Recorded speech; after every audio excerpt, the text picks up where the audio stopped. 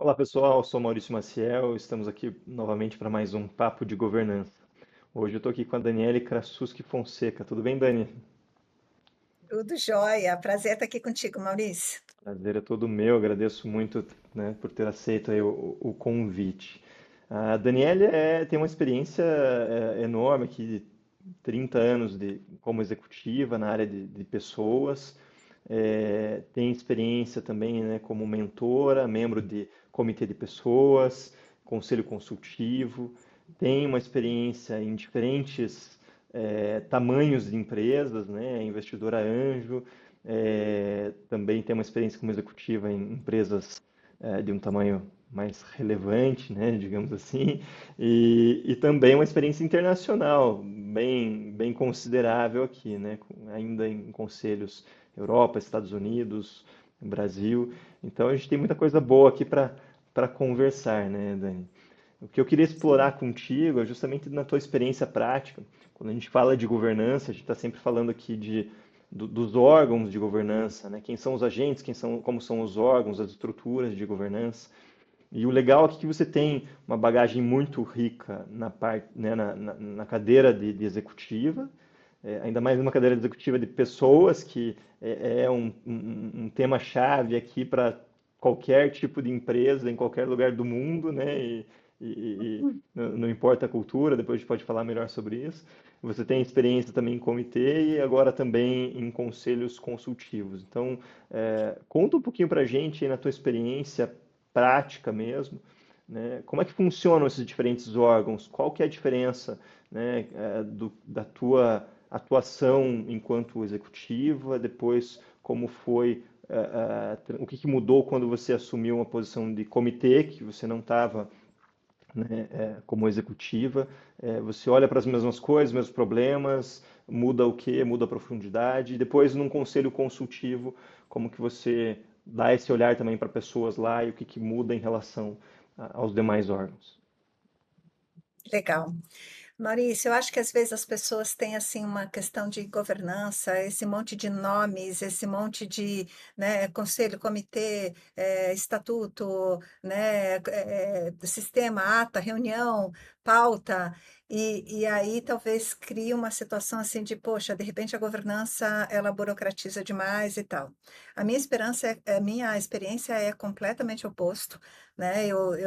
Em todos os momentos aonde a gente criou, onde eu trabalhei, ou criando, ou sendo parte de uma estrutura de governança, o que isso fez foi alavancar a tomada de decisão, foi diminuir erro na tomada de decisão, porque por mais experiente que você seja, sozinho, você acaba tendo determinados vieses, e isso permite uma diversidade, quando eu estou falando de diversidade, essa diversidade de ideias, de posicionamentos e tal, que ajudam a gente a elaborar um tanto mais a tomada de decisão. Então, primeiro, sou fã, acho que funciona.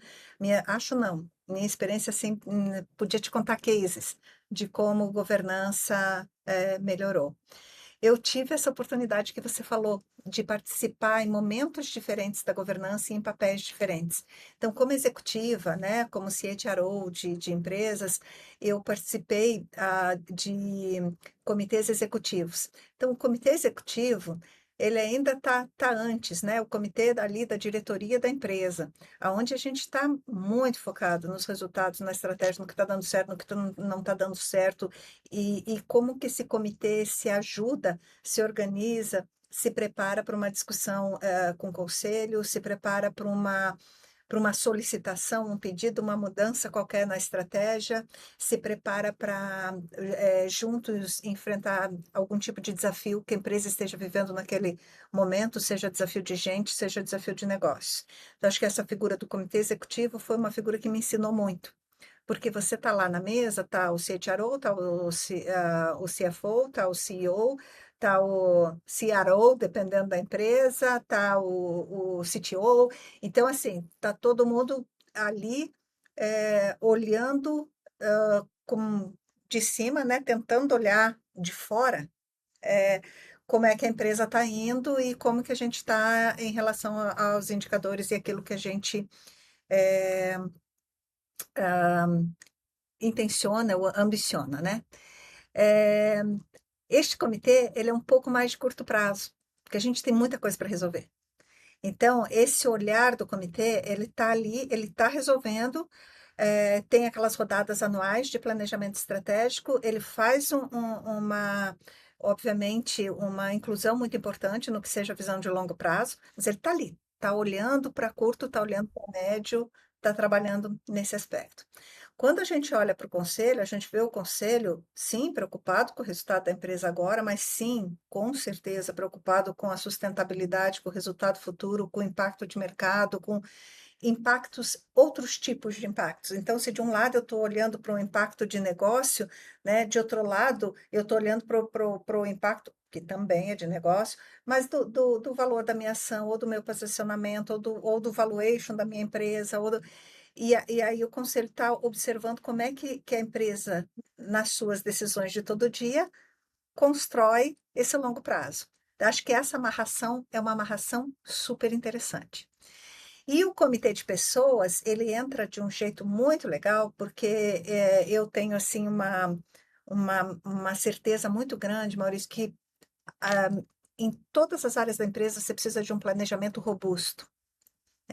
E às vezes as empresas se focam em ter um planejamento super robusto na área de vendas, em ter um planejamento super robusto na área de tecnologia, e aí não tem um planejamento robusto na área de pessoas.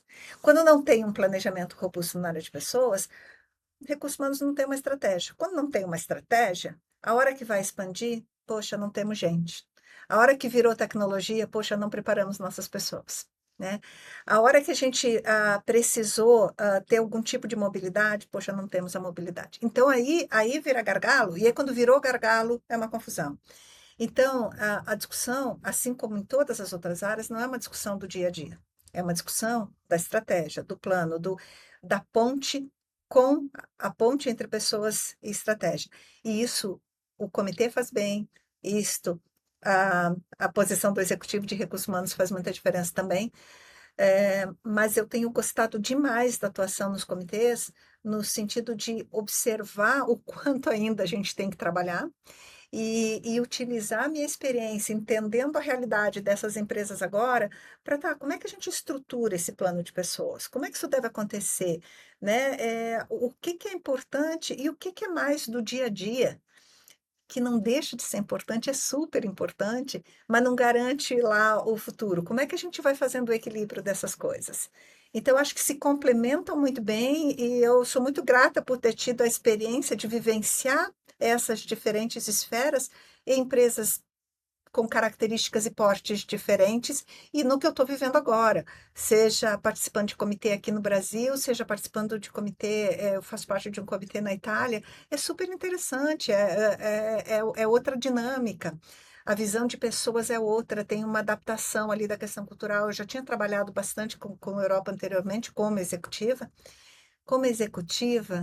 num headquarter no Brasil ou num headquarter nos Estados Unidos, é um tipo de relacionamento que você tem na Europa. Como parte do comitê, sendo que a maioria dos executivos são daquele país, você tem um outro tipo de atuação. Então, isso também tem um aprendizado muito legal.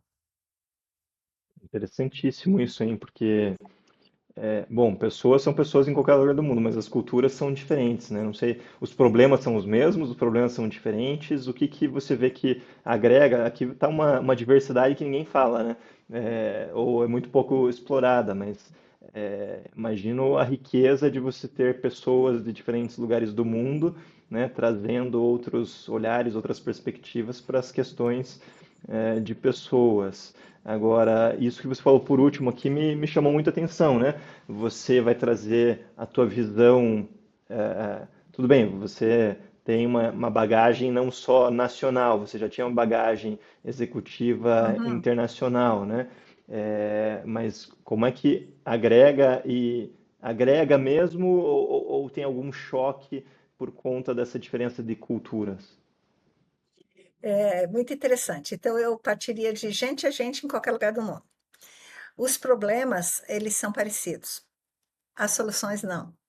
Talvez não seja as soluções que sejam diferentes, mas o como você coloca em prática aquela determinada solução. Então, isso tem uma interferência muito grande, tanto do aspecto cultural quanto do aspecto de legislação, eh, e aí com o aspecto cultural da empresa. Então, quando eu falo cultural do país, a legislação do país e cultural da própria empresa.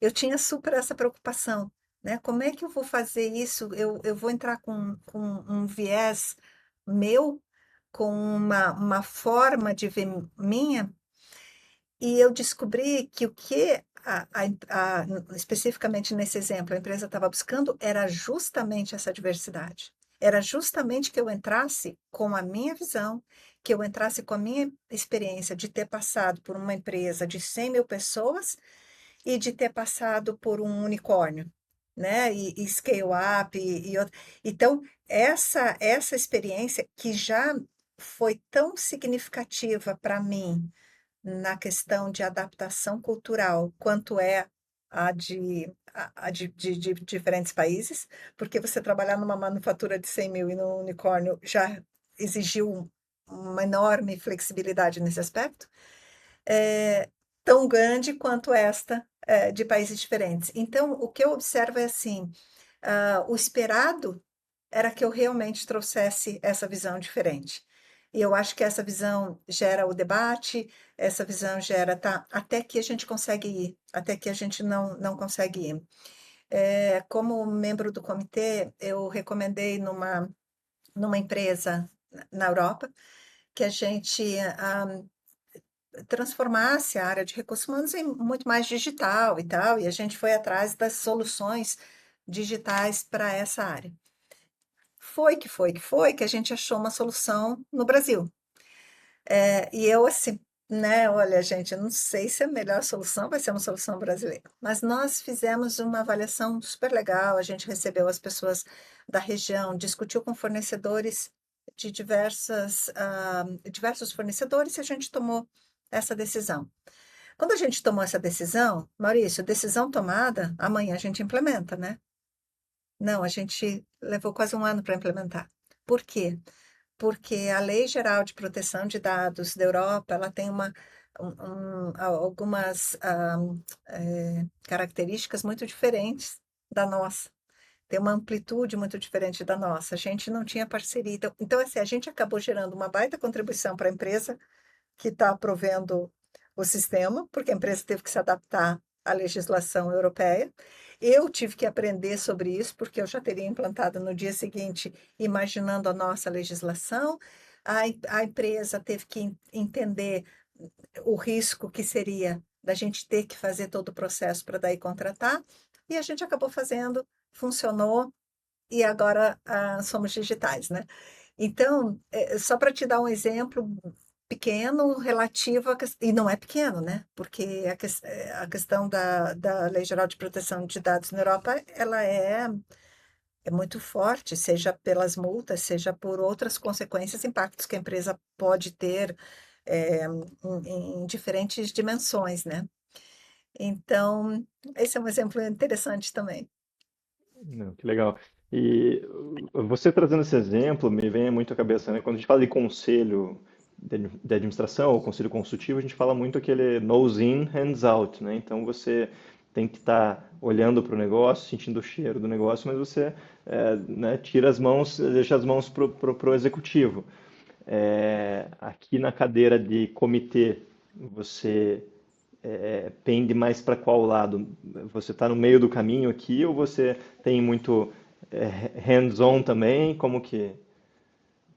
Eu não tenho rendição porque não tenho esta autoridade, né? É muito engraçado, o comichão vem, você tem muita vontade, né? Mas você precisa entender qual é o teu papel, né? E o meu papel não é esse. Então, o que eu faço bastante, que talvez a gente possa chamar um pouco mais de hands-on, é orientar o próprio recursos humanos, neste exemplo. Agora, eu faço parte de comitês onde o recursos humanos está num excelente nível de qualificação, de fornecedores, de abordagem, de planejamento, de vínculo com a estratégia. Aí eu não tenho este adicional que é provocar os recursos humanos para que se desenvolva também. Então, eu acho que está muito no nível de maturidade da empresa.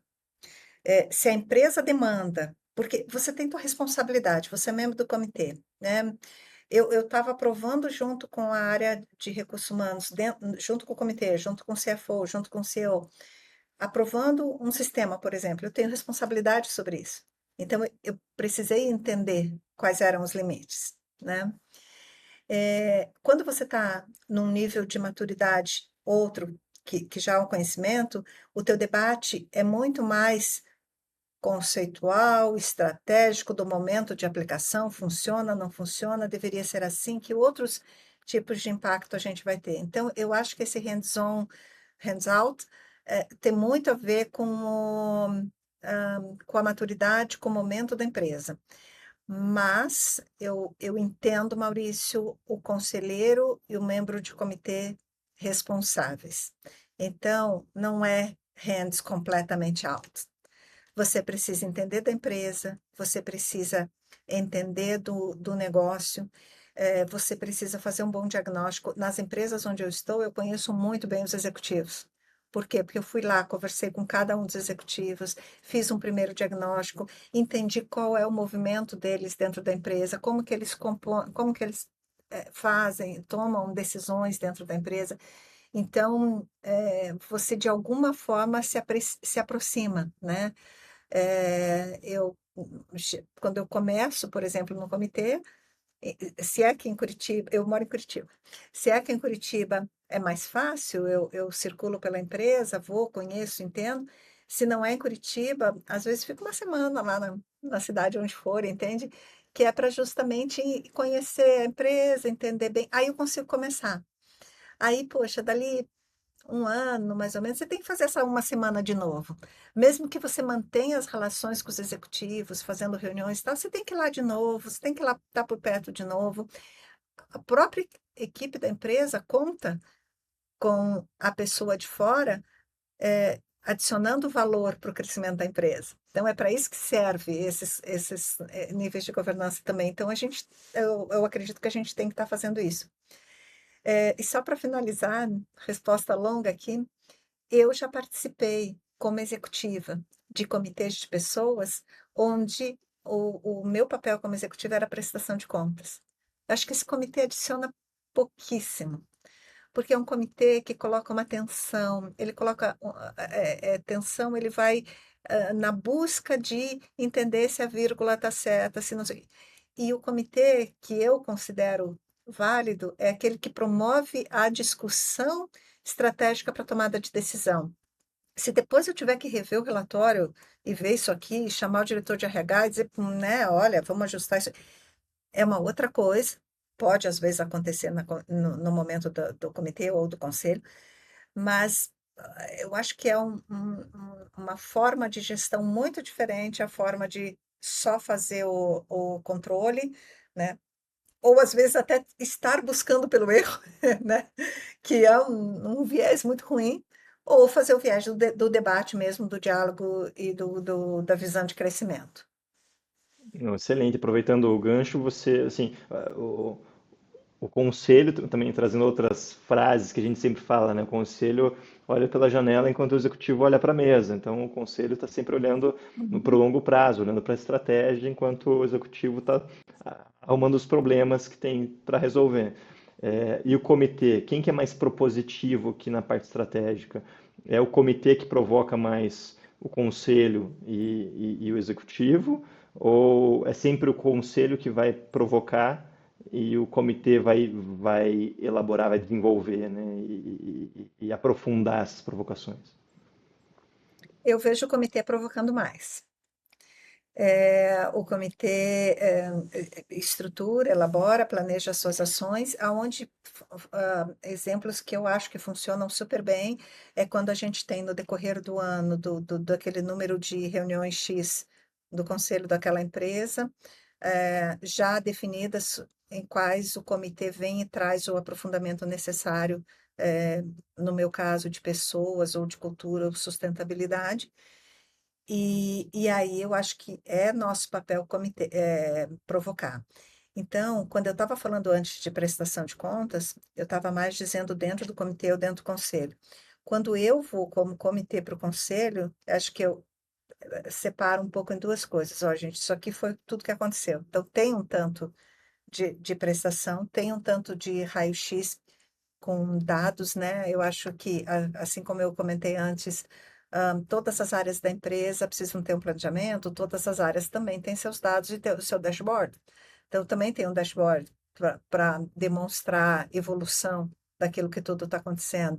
Então, fizemos tudo isso. Esse é o dashboard, é onde nós estamos, e se houver necessidade de por que estamos, mas esse é um pedaço menor, porque isso aqui pode ser uma leitura antecipada, isso aqui pode ter, inclusive, gerado questionamentos antecipados, e na reunião daí eu entra com a provocação, né? O próximo passo que a gente quer dar é esse, com tal intuito, ou, gente, estamos deixando de falar disso, porque tem isso também, tem o deixar de falar.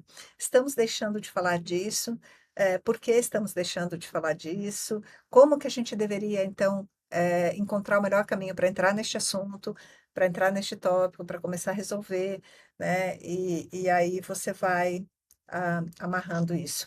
Acho que no que diz respeito ao conselho, depende bastante do presidente do conselho, né? Quando o presidente do conselho ele estabelece essas pautas, ele tem essa organização, ele ou ela, né? Essa organização do ano, vamos imaginar, ou de um determinado período, e consegue deixar claro como é que vai lidar com pauta fixa, com pautas de dia a dia que eventualmente vão aparecer ali, e com as pautas estratégicas que podem ter uma periodicidade menor, eu acho que fica bem legal. Então, tem muito a ver também com o presidente ou a presidente do conselho, né?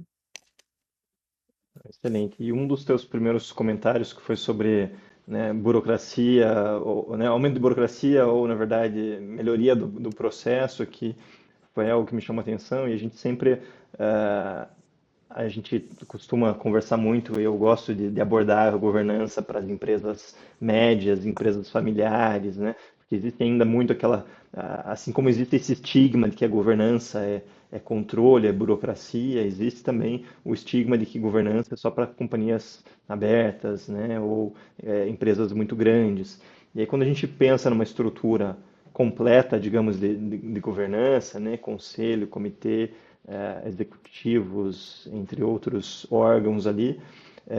A primeira coisa que vem à mente dos médios empreendedores, né, os empreendedores de porte médio, são duas, na verdade. É realmente você adiar mais o processo, perder agilidade, né, e autonomia no processo, e o custo disso tudo, né, de você ter uma estrutura muito inchada, muito robusta. Então, eu queria que você trouxesse um pouco essa tua perspectiva, né, na prática, até por, como você mesma comentou, né, de já ter participado de empresas de diferentes portes e diferentes características.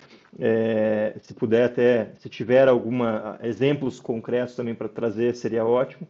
Né, do que você vê assim, qual que é o momento de ter um comitê de pessoas, de ter um conselho, ou enxugar, como é que a gente adequa da melhor forma possível o tema pessoas à estrutura de governança. Tá? Eu acho que a forma que você vai dar essa governança, a periodicidade, o tamanho, a estrutura que você vai desenhar devem refletir o teu momento. Então, muita robustez, né?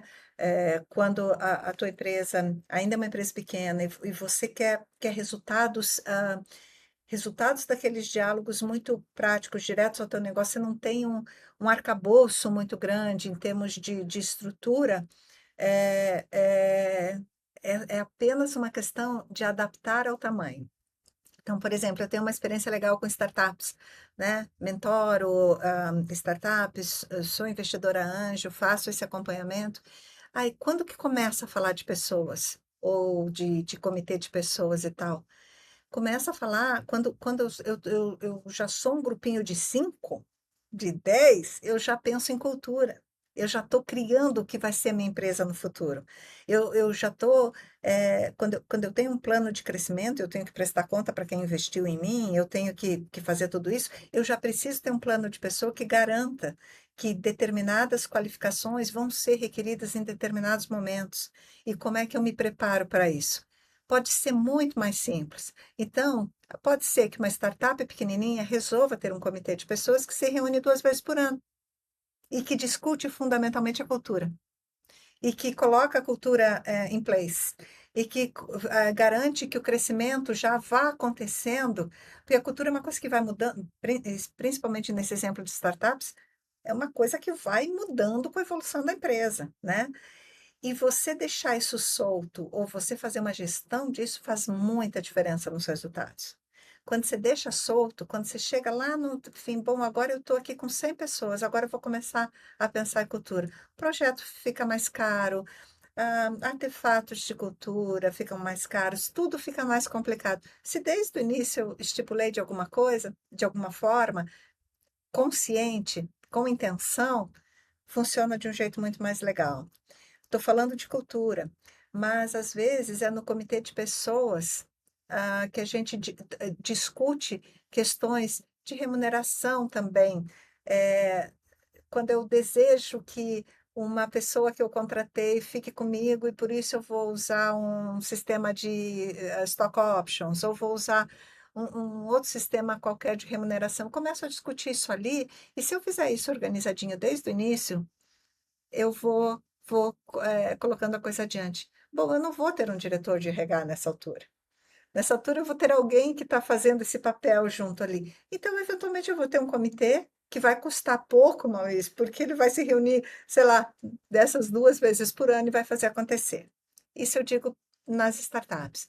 Quando a gente está falando de empresas de médio porte, né, que estão consolidadas ou que são empresas familiares e tal, o processo de crescimento, a visão externa, o propiciar o debate, o garantir que a decisão não está sendo tomada por uma única pessoa com seus vieses, mas que ela está sendo tomada através de uma discussão e tal, gera um valor muito interessante. E, de novo, não precisa ser feito de uma forma tão robusta assim. Ele precisa ser feito do tamanho da tua empresa e do tamanho da tua necessidade, né? Questões de compliance são importantes, questões, você vai respeitar tudo que você tem que respeitar dentro daquele teu universo, dentro daquele tamanho que você tem. Então, eu sou muito favorável, eu acho, meu pensamento é meio que quanto antes melhor, né? Você vê, às vezes, fundadores de startups que eles têm esse conhecimento prévio, porque já são fundador da segunda, terceira startup. Se você observar esses cases, essas pessoas já fazem desde o início. Porque sabem que, bom, se eu organizar isso aqui desde o início, conforme eu for crescendo, isso aqui vai funcionar bem. Eh, Às vezes a ambição não é tão grande de crescimento, de expansão, às vezes é uma ambição de chegar num determinado tamanho do negócio e ser sustentável naquele tamanho de negócio. Também com um outro propósito, com esse propósito da sustentabilidade, da coisa funcionar adequadamente, você pode ter um esquema de governança assim também. Você vê que eu falo muito eh, não estou usando aqui nenhum termo complicado, Maurício, porque não acho necessário. Que a governança em si ela é uma coisa simples, você está criando simplesmente uma estrutura de tomada de decisão, uma estrutura de transparência, uma estrutura de relacionamento com teus stakeholders. Então, no fundo, é simples. É você trazer essa simplicidade, né? Perfeito. Comentário excelente agora, Daniel. Eu acho que isso traz muito que a gente precisa, de fato, difundir mais, porque acho que é o que pode aproximar mais as empresas das boas práticas de governança, né? E não assustar como hoje ainda acontece em muitos casos, né? Para a gente encerrar, a gente está chegando aqui ao final. Eu queria te fazer um desafio aqui de você, de forma bem objetiva, trazer aqui 3 dicas práticas para quem pense assim, aquela empresa média que já tem um tempo, não é uma startup, já tem um tempo de atividade, mas não está ainda muito maduro na jornada de governança, né? Quais são os três primeiros passos práticos que você sugeriria para essa empresa? Você diz de governança como um todo ou você está falando de pessoas? De governança e pessoas. Tá. Porque assim, se a empresa ainda não tem, eu acho que precisa se instrumentalizar, precisa se educar. Então, primeira coisa, porque primeira educação, assim, vamos imaginar que a empresa não tem, né? Então, vai buscar esse conteúdo. Tem IBGC, né, Instituto Brasileiro de Governança Corporativa, tem outros fóruns onde você vai buscar informações sobre o que você precisa. Eu acho muito legal ter alguém para acompanhar. Então, traz em formato de consultoria alguém que possa te ajudar a fazer o desenho dessa governança, né? Se você não tiver um executivo que tem essa característica dentro da empresa. Aí faz o desenho e começa a criar as primeiras rotinas, né? E ao começar a criar essas rotinas, eu acho que seria muito benéfico, né? Começar do melhor jeito possível, que seria, né? Vamos garantir que os conteúdos, que é um pouco do conteúdo e do papel de cada esfera, esteja claro e bem definido. É, Tenta se cercar de conhecimento e confiança, né? Pessoas que você possa entender que tem uma confiança interessante, um conhecimento que vai te adicionar valor em governança e um conhecimento sobre o teu negócio ou sobre uma função específica para te ajudar a fazer esse desenho. Se você me pergunta da parte de pessoas, eu vou te dizer, tem um planejamento robusto. Primeira coisa, a ponte entre estratégia e gente tem que ser feito. Se você não tem uma pessoa que possa fazer isso dentro da área de recursos humanos, traz alguém minimamente para fazer o desenho. Porque uma vez que você faz o desenho, testa dois quarters, ah, enxerga o impacto, vê os KPIs, começa a medir, né? Percebe esse impacto para o bem e para o mal, começa a fazer essa medida, começa a compreender melhor como utilizar. Então, começa a partir deste planejamento, faz um fórum saudável de comitê executivo. Então, às vezes, pode ter uma pessoa que ajude no desenho do comitê, mas o comitê executivo ele é muito importante, porque o comitê executivo ele vai se comunicar com o conselho de alguma forma, vai se comunicar com o comitê de pessoas, porque o conselho está lá, o comitê de pessoas está aqui, o comitê executivo está no dia a dia, mas isso tudo faz parte de uma linha aqui de governança, né? Então, não sei se fui clara, Maurício, mas a minha visão seria: precisa, precisa se educar para tirar da frente percepções que possam estar erradas. Essa educação pode passar por um desses institutos, ou pode passar por um benchmarking legal, uma visita a uma empresa, compreender como isso funciona. Traz alguém com conhecimento para fazer o primeiro desenho e acompanhar os primeiros quartos e acompanhar o resultado. Depois isso vai entrando na rotina. Agora, o que não é recomendado, se você me perguntar, não faz por fazer. Porque por fazer vai adicionar muito pouco ao negócio. E perde a credibilidade também, né? Se eu tenho ter um conselho, porque eu achei que seria bom ter o conselho, mas não confio tanto naqueles conselheiros, então não estou tão seguindo aquilo que é discutido. Ou se eu monto um comitê, mas ele é para forma, ele não tem muito. Aí realmente não tem metodologia que funcione, né? Então é melhor não ter, porque as instituições elas não vão ter a credibilidade, não tendo a credibilidade, você não consegue atuar. E isso às vezes acontece também, porque a pessoa tem o empreendedor, o dono da empresa tem um desejo, né, de ter a coisa estruturada, mas não tem uma abertura suficiente ainda para ter outras ideias sendo discutidas. Então, esse momento também precisa ser bem avaliado. Excelente. Dani, muito obrigado novamente aí pelo papo. Agora, só para encerrar de verdade, eu queria que você dissesse para o pessoal como que as pessoas podem te contatar, se você se dispõe a conversar com quem tiver interesse em trocar algumas ideias contigo sobre o tema. É mais fácil o LinkedIn? O que que você recomenda aqui de contato? Super aberta, adoraria, né? Estou muito disposta a trocar ideias, conversar, enfim, é uma coisa que eu gosto demais. Hã, sinto que na minha jornada este momento tem sido precioso também, né? Acho que é um momento que eu falo muito para o meu propósito pessoal, né? Conseguir, disseminar o conhecimento que eu adquiri no longo desse tempo, a experiência prática, né, inspirar a liderança, hã, no seu desenvolvimento. Então acho que isso conecta muito, é uma coisa muito legal. E eu sou não diária, mas eu sou bem comportadinha ali no LinkedIn. Então o LinkedIn é um ótimo caminho, Daniele Krasuski Fonseca tá lá, tranquilo, né.